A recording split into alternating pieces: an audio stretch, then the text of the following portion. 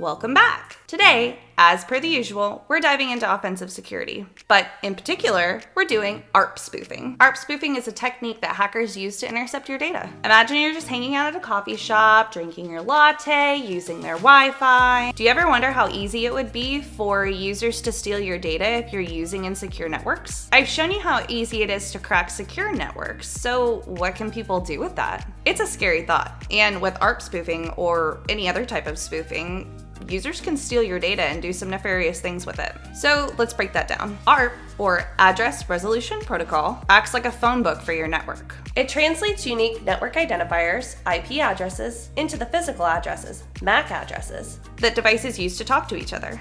ARP spoofing tricks devices into thinking the attacker's machine is someone else, like a router. This way, data meant for that device gets rerouted to the attacker instead. Understanding ARP spoofing is crucial because it exposes the dangers of data interception. By learning how these attacks work, we can take measures to protect ourselves. Imagine a two-way conversation getting hijacked. The attacker sends fake ARP messages, basically saying, "Hey, it's me, the router," but it's not. Now devices send data meant for the router to the attacker instead.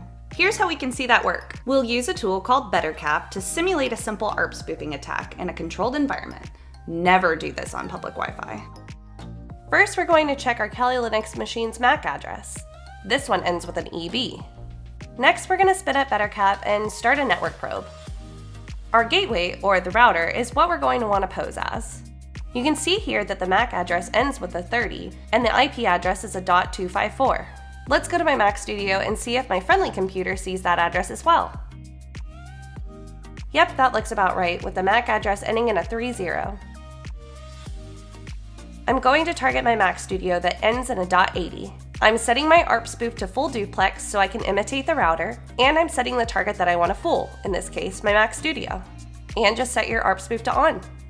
Okay, let's see what my Mac Studio says now.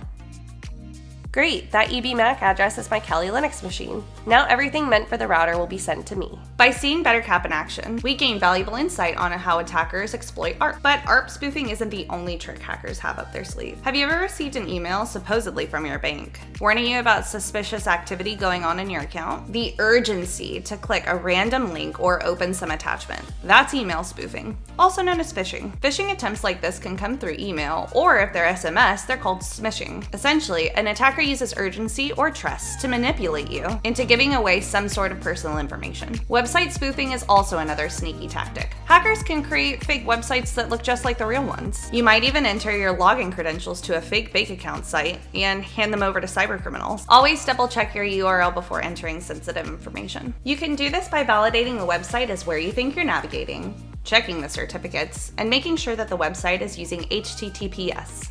By understanding these different types of spoofing attack, you can be more vigilant online. Remember, if something seems too good to be true, it probably is. Don't click suspicious links. Verify email senders, and double-check website URLs before you log in. You can practice these kinds of spoofing in a safe environment. It's a valuable skill to have for ethical hackers and security professionals alike. For more cybersecurity knowledge, hit the subscribe button, and stay tuned for more offensive security content. Thanks for watching!